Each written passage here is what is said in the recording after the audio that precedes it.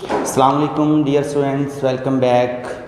Your Pakistan studies tutor Muhammad Imran from Pak garrison college Nankana Sahib. Dear students, Pakistan studies second year chapter number 1 lecture number 5. Dear students, last lecture number 4 میں ہم نے سر سید احمد خان کی خدمات کے حوالے سے پڑھا تھا، جس میں ہم نے سر سید احمد خان کی تعلیمی خدمات جو ہیں ان کا تفصیلی جائزہ لیا تھا. ڈیئر اسٹوڈینٹس، پریویس لیکچر میں میں نے آپ کو 1857 عیسوی کی جنگ آزادی کے بعد مسلمانوں کے معاشی و معاشرتی حالات اور سر سید احمد خان کی کاوشیں جو سر سید احمد خان نے مسلمانوں کی اپلفٹنگ کے لیے اور مسلمانوں کی نشاط ثانیہ کے لیے سر انجام دیں، اس کے حوالے سے بتایا تھا. تو ڈیئر اسٹوڈینٹس، اسی سلسلے کی ایک یہ کڑی ہے، اسی کوسچن اسی سوال کا دوسرا حصہ ہے. آج ہم سر سید احمد خان کی ادبی خدمات کے حوالے سے پڑھیں گے، ادبی خدمات کا جائزہ لیں گے کہ سر سید احمد خان نے تعلیمی میدان میں مسلمانوں کے لیے جو خدمات سر انجام دیں ان کی اہمیت اپنی جگہ پر ہے، اور اس کے علاوہ مزید سر سید احمد خان نے ادبی شعبے کے میں یا ادبی حوالے سے مسلمانوں کے لیے کیا خدمات سر انجام دی ہیں، اس کا جائزہ آج ہم لینے جا رہے ہیں. ڈیئر اسٹوڈینٹس، آنس لکھنے سے پہلے آپ اس میں سب سے پہلے سر سید احمد خان کا مختصر تعارف لکھیں گے کہ سر سید احمد خان جو ہیں وہ مسلمانوں کے ایک عظیم رہنما تھے. انہوں نے اس وقت مسلمانوں کی فلاح و بہبود اور مسلمانوں کی معاشرتی بہتری کے لیے خدمات سر انجام دی ہیں جب مسلمان برصغیر میں ایک زوال پذیر قوم تھے. تو ڈیئر اسٹوڈینٹس، سر سید احمد خان کے حوالے سے آپ یہاں پر یہ بھی لکھیں گے کہ سر سید احمد خان جہاں ایک ماہر تعلیم، ایک اچھے سیاستدان، مدبر اور فہم و فراست رکھنے والی شخصیت تھے، وہیں پر وہ ایک اعلیٰ پائے کے جو انشا پرداز یعنی ایک ادیب اور ایک اچھے رائٹر بھی تھے. سر سید احمد خان کی یہ جو خدمات ہیں، ادبی خدمات، ان کا جائزہ لینے سے پہلے آپ ایک بات ذہن میں رکھیے گا کہ جو ادب ہوتا ہے، ادب کی بیسیکلی ادب کی 2 اصناف ہیں، یہ تو آپ جانتے ہی ہوں گے. ایک اس میں نثر نگاری ہے اور دوسرا شاعری ہے. یہ ادب کی بڑی اصناف ہیں، 2 ہی اصناف ہیں. اور اس میں جو نثر نگاری اور شاعری ہے، اب ہم نے دیکھنا یہ ہے کہ سر سید احمد خان نے ان دونوں میں سے کس شعبے کو یا کس فیلڈ میں کس راستے پر چلتے ہوئے ادبی خدمات سر انجام دی ہیں. اس میں سر سید احمد خان جو تھے وہ شاعر نہیں تھے بلکہ ایک عمدہ نثر نگار تھے، انشا پرداز تھے.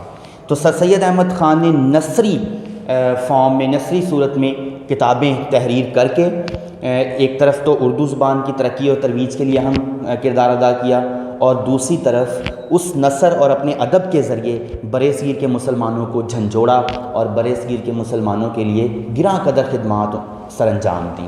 تو اب ہم سر سید احمد خان کی ادبی خدمات کی طرف چلتے ہیں. اس میں سر سید احمد خان کی جو کتابیں ہیں جو سر سید احمد خان نے لکھی ہیں ادب کے حوالے سے، سب سے پہلی کتاب سر سید احمد خان کی جو ہے وہ آثار الصنادید ہے. یہ آثار الصنادید، اب میں ان کو کتاب پر، ڈیئر اسٹوڈنٹس ٹیکسٹ بک آپ کے پاس ہے، اگر آپ کتاب پر پڑھیں تو جسٹ کتابوں کے نام لکھے ہوئے ہیں. میں یہاں پر کتابوں کو شارٹلی ایکسپلین کر دوں گا تاکہ آپ ان کتابوں کے مفہوم اور ان کے موضوعات کے حوالے سے سمجھ جائیں کہ ان کتابوں کے اندر سر سید احمد خان نے کن موضوعات پر لکھا ہے. تو سب سے پہلے آثار الصنادید کو اگر ہم دیکھیں تو اس سے مراد یہ ہے کہ دیکھنے کے قابل آثار.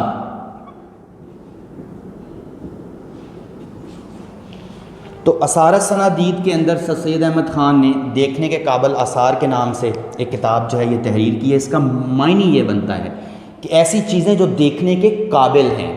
تو اب ڈیئر اسٹوڈنٹس غور سے سنیے اور سمجھیے کہ اس کتاب کے اندر سر سید احمد خان نے کن چیزوں کا ذکر کیا ہے. تو عزیز طلبہ، مسلمان برصغیر کے اندر 1000 سال سے حکومت کر رہے تھے. تو مسلمانوں نے برصغیر کے اندر اپنی ثقافت جو ہے، اپنی تہذیب ہے، اس کے بہت گہرے اثرات چھوڑے ہیں.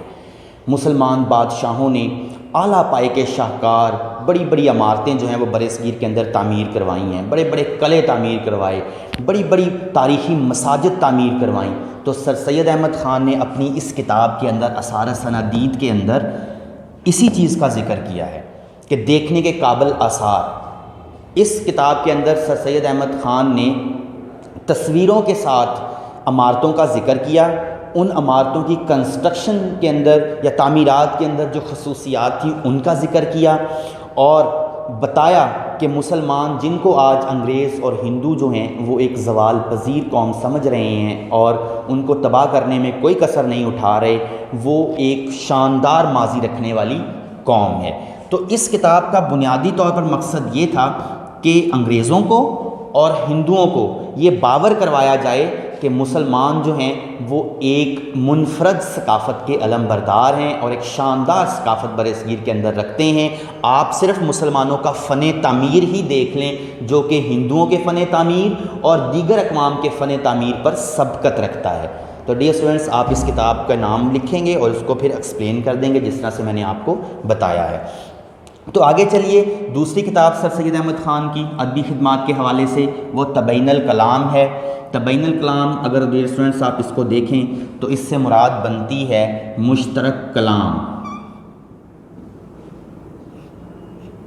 یہ مشترک کلام یعنی کامن ڈسکشن جسے آپ کہہ سکتے ہیں، کامن تھنکنگ۔ مشترک کلام جو ہے جو ایک یکساں باتیں ہوتی ہیں وہ، تو تبین الکلام کے نام سے سر سید احمد خان نے ایک کتاب لکھی۔ اس کتاب کے اندر جس سے مراد میں سمجھا چکا آپ کو، مشترک کلام، ملتا جلتا کلام، ملتی جلتی باتیں۔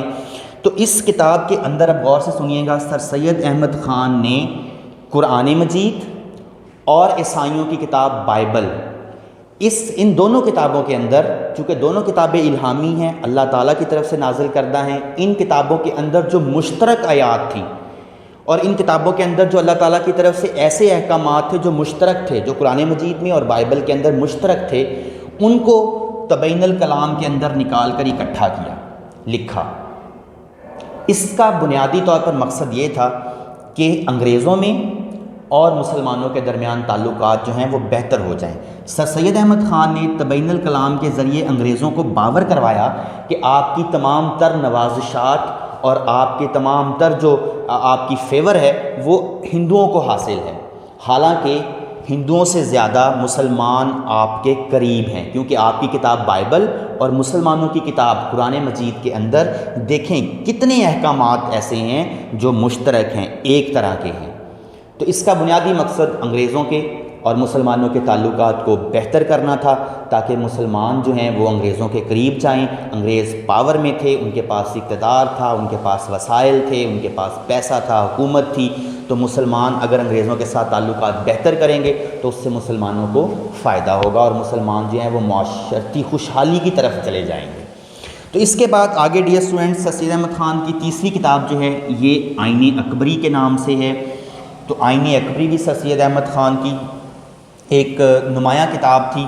بیسیکلی یہ کتاب جو ہے یہ اکبر بادشاہ کے دور میں، اکبر بادشاہ کا شاہی جو رائٹر تھا یا اس کا شاہی قلم کار تھا دربار کے اندر، ابو الفضل اس کا نام تھا، اگر آپ لکھنا چاہیں تو ابو الفضل۔ تو ابو الفضل نے آئین اکبری کے نام سے کتاب لکھی تھی، فارسی میں تھی یہ کتاب۔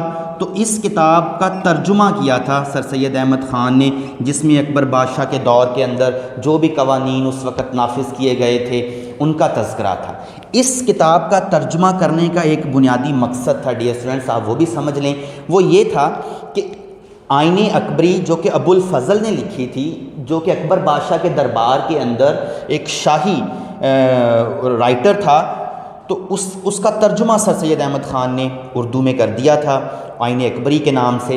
تو اس کتاب کے ذریعے سر سید بتانا چاہتے تھے انگریزوں کو اور دیگر برصغیر کی اقوام کو کہ آج انگریز برصغیر پر حکومت کر رہے ہیں، مسلمان اور ہندو انگریزوں کی رعایا ہیں، تو انگریز ایک قوم کے ساتھ بہتر سلوک کر رہے ہیں جبکہ دوسری قوم کو وہ تباہ کرنے میں کوئی کسر نہیں چھوڑتے۔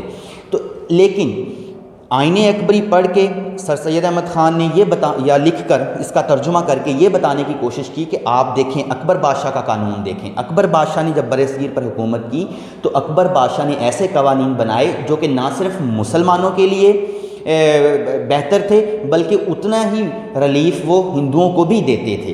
یعنی ہندوؤں اور مسلمانوں کو انہوں نے برابر حقوق اور برابر جو سہولتیں تھیں وہ فراہم کی ہوئی تھیں.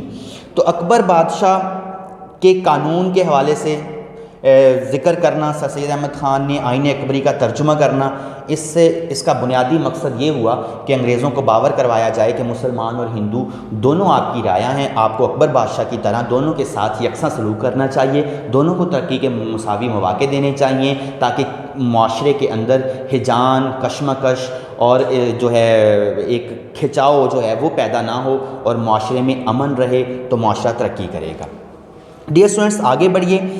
نیکسٹ جو بک سر سید احمد خان کی بڑی امپورٹنٹ وہ خطبات احمدیہ ہے. خطبات احمدیہ بیسیکلی یہ سر سید احمد خان کی سپیچز، تقاریر کا مجموعہ ہے. تو ڈیئر اسٹوڈنٹس اس کے پرسپیکٹو میں آپ کو میں تھوڑا سا سمجھا دوں. آپ کو یاد ہوگا لاسٹ لیکچر میں میں نے آپ لوگ کو بتایا تھا کہ سر سید احمد خان جو تھے وہ 1869 میں انگلینڈ گئے تھے. تو ان کے بیٹے کو اسکالرشپ ملا تھا تو آکسفورڈ یونیورسٹی کے اندر انگلینڈ گئے سر سید احمد خان. انہوں نے 1870 تک انگلینڈ کے اندر قیام کیا. تو وہاں پر پھر انہوں نے آکسفورڈ یونیورسٹی کا طرز تعلیم جو تھا اس کا بھی مشاہدہ کیا. یہ آپ نے پریویس لیکچر میں نے آپ لوگوں کو بتایا تھا. تو ڈیئر اسٹوڈنٹس جب سر سید احمد خان انگلینڈ میں قیام پذیر تھے تو اس وقت انگلینڈ کے اندر، اب ادھر آئیے، انگلینڈ کے اندر ایک کتاب شائع ہوئی تھی جس کا نام تھا دی لائف آف محمد. میں ادھر لکھ دیتا ہوں، ادھر ہی لکھ دیتا ہوں، دی لائف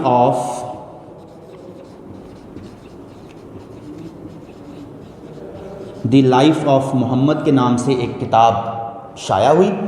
اس کس دور میں شائع ہوئی یا کس سن میں شائع ہوئے؟ اس سن میں شائع ہوئی، اس دور میں شائع ہوئی جب سر سید احمد خان انگلینڈ میں قیام پذیر تھے 1 یا 1.5 سال کے لیے.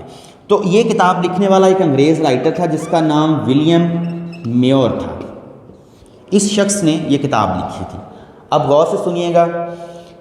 ولیم میور نے اپنی کتاب دی لائف آف محمد میں حضور اکرم صلی اللہ تعالیٰ علیہ وآلہ وسلم کی زندگی مبارکہ کو ڈسکس کیا، لیکن اس شخص نے آپ صلی اللہ علیہ وسلم کی ذات اقدس پر رقیق الزامات لگائے. نعوذ باللہ من ذالک، آپ صلی اللہ علیہ وسلم کو تنقید کا نشانہ بنایا. تو چونکہ سر سید احمد خان، یہ کتاب اس وقت انگلینڈ میں شائع ہوئی، سر سید احمد خان بھی انگلینڈ میں تھے، تو سر سید احمد خان نے اس کتاب کو پڑھا. پڑھنے کے بعد آپ صلی اللہ تعالیٰ علیہ وآلہ وسلم کی ذات اقدس کے دفاع میں انگلینڈ کے اندر آکسفورڈ یونیورسٹی میں سر سید احمد خان نے مختلف سپیچز دیں. جن الزامات کا ذکر اس دی لائف آف محمد میں کیا گیا تھا ان کا سر سید نے دفاع کیا. تو اس طرح سے بعد میں پھر وہ سر سید احمد خان کی جو سپیچز تھیں آپ صلی اللہ علیہ وسلم کی شان اقدس کے دفاع میں، ان کو جمع کر کے اکٹھا کر کے خطبات احمدیہ کے نام سے علی گڑھ کے پلیٹ فارم سے کتاب شائع کر دی گئی. تو یہ کتاب بیسیکلی حضور اکرم صلی اللہ علیہ وسلم کی شان میں تقاریر کا مجموعہ ہے. شان اقدس کے حوالے سے تقاریر. تو ڈیئر اسٹوڈنٹس سمجھ لیا ہوگا آپ نے، اس کا پرسپیکٹو بھی میں نے آپ کو سمجھا دیا ہے. ٹیکسٹ بک پر موجود نہیں ہے لیکن آپ کے علم کے اضافے کے لیے ہے، اور آپ ان چیزوں کو اپنے آنس کے اندر لکھ بھی سکتے ہیں. آپ کا آنس مزید اس سے افیکٹو بھی ہوگا اور زیادہ سراہا جائے گا. اس کے بعد نیکسٹ ہمارے پاس ہے جو سر سید احمد خان کی کتاب ہے، وہ ایک رسالہ ہے، رسالہ تہذیب الاخلاق. رسالہ تہذیب الاخلاق علی گڑھ پریس سے شائع ہوتا تھا. پہلے یہ منتھلی بیسس پہ شائع ہوتا تھا. رسالہ آپ سمجھتے ہیں، آپ پمفلٹ. تو تہذیب الاخلاق، تہذیب اور اخلاق کے حوالے سے. تو اس رسالے کے اندر سر سید احمد خان جو ہیں وہ مسلمانوں کو کرج کرتے تھے اکساتے تھے اس کہ آپ ایجوکیشن کی طرف آئیں، آپ بہتر معاشرت کی طرف آئیں، کاروبار کرنے کے طریقہ کار بتائے جاتے تھے، اٹھنے بیٹھنے کا سلیقہ سکھایا جاتا تھا، گفتگو کرنے کا طریقہ سکھایا جاتا تھا، اور مختلف جو مسلمانوں کے معاشرتی مسائل تھے ان پر مضامین وغیرہ اور کالم وغیرہ اس رسالے کے اندر لکھے جاتے تھے۔ رسالہ تہذیب الاخلاق سر سید احمد خان کی ایک بہت بڑی ادبی کاوش ہے۔ تو یہ سمپل سی چیز ہے۔ اس کے بعد نیکسٹ آئیے، ہمارے پاس جو نیکسٹ کتاب ہے وہ رسالہ ہی ہے، رسالہ احکام طعام اہل کتاب۔ تو نام سے بھی ظاہر ہے رسالہ ہے، احکام جو احکامات ہوتے ہیں طعام کھانے پینے کے حوالے سے ہے، اور اہل کتاب کے ساتھ، چونکہ مسلمان اہل کتاب ہیں، ان کی کتاب الہامی ہے۔ عیسائی جو تھے، کرسچنز جو تھے، برصغیر پر انگریز جو حکومت کر رہے تھے وہ بھی اہل کتاب تھے، ان کی کتاب بھی الہامی ہے۔ تو سر سید احمد خان نے ایک رسالہ لکھا جس میں انہوں نے قرآن و سنت کی روشنی میں یہ ثابت کرنے کی کوشش کی کہ اہل کتاب کے ساتھ کھانا پینا جائز ہے۔ اس کا بھی بنیادی مقصد یہی تھا کہ انگریزوں میں اور مسلمانوں میں تعلقات جو ہیں ان کو بہتر کر دیا جائے، تاکہ مسلمان جو ہیں وہ معاشرتی طور پر حکومت کی سپورٹ کے ساتھ آہستہ آہستہ مضبوط ہونا شروع ہو جائیں۔ اس کے بعد ڈیئر اسٹوڈنٹس، تاریخ سرکشی بجنور نیکسٹ سر سید احمد خان کی کتاب ہے۔ تو تاریخ سرکشی بجنور علاقہ ہے ایٹ دیٹ ٹائم 1857 کی جنگ آزادی میں یہ ضلع تھا، ضلع بجنور۔ تو ڈیئر اسٹوڈنٹس، تاریخ سرکشی بجنور، سرکشی بغاوت، تو 1857 میں جو بغاوت ہوئی اور بجنور میں وہ بغاوت کیسے ہوئی اس کے حوالے سے سر سید احمد خان نے یہ تاریخ لکھی۔ ڈیئر اسٹوڈنٹس، یہ بھی بات یاد رکھیں کہ 1857 عیسوی میں جب جنگ آزادی ہوئی تو سر سید احمد خان بطور ڈسٹرکٹ جج، سیشن جج، ڈسٹرکٹ جج کے طور پہ وہ بجنور میں تعینات تھے۔ تو بجنور میں اس وقت سر سید احمد خان نے ضلع بجنور کے اندر بہت سارے انگریزوں کی جانیں بھی بچائی تھیں، اور اس طرح سے انگریزوں میں اور سر سید احمد خان کے درمیان جو تعلقات تھے وہ بہت بہتر ہو گئے تھے۔ تو تاریخ سرکشی بجنور سر سید احمد خان نے جب لکھی ہے تو اس کے اندر سر سید احمد خان نے ایک طرف تو سارے ہسٹوریکل ایونٹ جو جنگ آزادی میں ہوئے ان کا ذکر کیا، اور دوسرا ذرا غور سے سنیے گا کہ اس کتاب کے اندر سر سید احمد خان نے یہ باور کروانے کی کوشش کی کہ یہ جو بغاوت 1857 میں ہوئی تھی، جنگ آزادی ہوئی تھی، اس میں اگر مسلمانوں کی غلطی ہے تو اتنی ہی غلطی انگریزوں کی بھی ہے، کیونکہ مسلمان انگریزوں کی رعایا تھے، انگریزوں نے مسلمانوں کے ساتھ بہتر سلوک نہیں کیا، ان کی نوکریاں، زمینیں، جائیدادیں چھین لی گئیں، ان کے کاروبار بند کر دیے گئے، مساجد اور مدارس بند کر دیے گئے۔ اگر کسی قوم کو آپ اس قدر پیچھے دھکیلیں گے تو وہ قوم مجبور ہو جائے گی کہ وہ بغاوت کرے۔ تو سر سید احمد خان نے انگریزوں کو ان کی غلطی باور کروانے کی کوشش کی تاریخ سرکشی بجنور کے اندر، کہا کہ یہ درست ہے، مسلمانوں نے بغاوت کی ہے، لیکن بغاوت کے اگر اسباب کا جائزہ لیں تو اس میں انگریز اتنے ہی ذمہ دار ہیں جتنی کہ برصغیر کی دوسری اقوام ذمہ دار ہیں۔ تو آپ اس کو ایزیلی اپنی ورڈنگ میں ایکسپلین کر سکیں گے۔ ڈیئر اسٹوڈنٹس، نیکسٹ سر سید احمد خان کی کتاب کے حوالے سے ہے تذکِ جہانگیری کا ترجمہ ہے۔ یہ تذکِ جہانگیری جہانگیر بادشاہ کے دور میں، جہانگیر بادشاہ کی خود کی لکھی ہوئی کتاب ہے تذکِ جہانگیری۔ تو تذکِ جہانگیری کا ترجمہ کر دیا، جس کے اندر مختلف حکایات وغیرہ بھی ہیں اور مختلف قوانین کے حوالے سے بھی ڈسکس کیا گیا ہے۔ تو تذکِ جہانگیری کا ترجمہ، تذکِ جہانگیری بھی فارسی میں لکھی گئی تھی، کیونکہ آپ کو یاد ہوگا میں نے آپ کو بتایا تھا کہ مغل دور حکومت کے اندر، مغل دور حکومت میں برصغیر کی جو سرکاری زبان تھی، سرکاری زبان وہ کیا تھی؟ فارسی تھی۔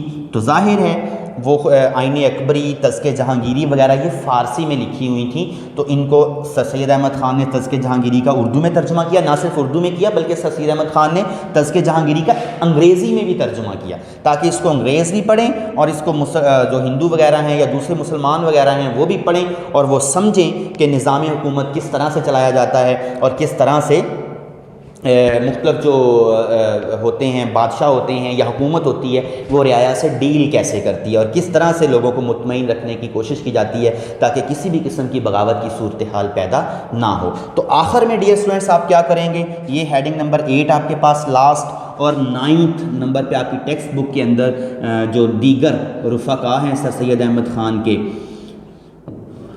وغیرہ، ان کا آپ ذکر کر دیں گے کہ سر سید احمد خان نے نہ صرف خود اعلیٰ پائے کی کتابیں لکھی ہیں بلکہ سر سید احمد خان کو ایسے ساتھیوں اور ایسے رفقا کا بھی ساتھ ملا۔ اس مولانا طاف حسین حالی ہیں، اس کے اندر شبلی نعمانی ہیں، ڈپٹی نذیر احمد ہیں، یہ وہ نامور شخصیات ہیں جو علی گڑھ کے پلیٹ فارم سے وابستہ رہی ہیں، اور انہوں نے بھی سر سید احمد خان کی حمایت سے علم و ادب میں ایسے کام کیے ہیں جو آج تک لوگ یاد رکھے ہوئے ہیں۔ مجھے امید ہے ڈیئر اسٹوڈنٹس کہ آپ نے ان کتابوں کے نہ صرف نام دیکھے ہوں گے بلکہ ان کے مضامین وغیرہ یا ان کے موضوعات وغیرہ، مقاصد وغیرہ لکھنے کے وہ بھی میں نے آپ کو بتائے ہیں، ان کے میننگز وغیرہ ان کو آپ اچھی طرح سے مائنڈ میں رکھ لیں گے۔ یہ ڈیئر اسٹوڈنٹس آخر میں یہ بات آپ ذہن میں رکھیے گا کہ ایگزامینر کسی بھی ایک اسپیسیفک بک کے حوالے سے آپ سے پوچھ سکتا ہے کہ آثار السنادید کے موضوعات کے حوالے سے بتائیے اس سے کیا مراد ہے، یا کس موضوع پر یہ کتاب لکھی گئی، تو ظاہر ہے تاریخی عمارتوں کا اس میں ذکر تھا۔ آپ سے پوچھا جا سکتا ہے کہ تبین الکلام کا موضوع کیا تھا، آئین اکبری بیسیکلی کیا ہے، خطبات احمدیہ کس طرح سے لکھی گئی، تو اس کا میں نے سارا پرسپیکٹیو آپ کو بتا دیا کہ نبی اکرم صلی اللہ علیہ وسلم کی شان اقدس میں گستاخی نعوذ باللہ من ذالک، اور پھر اس کا دفاع اور سپیچز کو جمع کرنا، خطبات احمدیہ کے نام سے شائع کرنا۔ اسی طرح سے رسالہ احکام توام اہل کتاب کے حوالے سے آپ سے پوچھا جا سکتا ہے، تاریخ سرکشی بجنور کے حوالے سے پوچھا جا سکتا ہے۔ تو ڈیئر اسٹوڈنٹس ہر بک کو اسپیسیفکلی اس کے میننگز اور اس کے موضوعات کو آپ اچھی طرح سے مائنڈ میں رکھ لیں گے تاکہ ایگزام میں کسی بھی قسم کی پریشانی نہ ہو۔ تو مجھے امید ہے آپ آج کے اس لیکچر کو سمجھ گئے ہوں گے، آپ نے غور سے سنا ہوگا۔ انشاءاللہ نیکسٹ لیکچر کے ساتھ دوبارہ حاضر ہوں گے۔ اللہ حافظ۔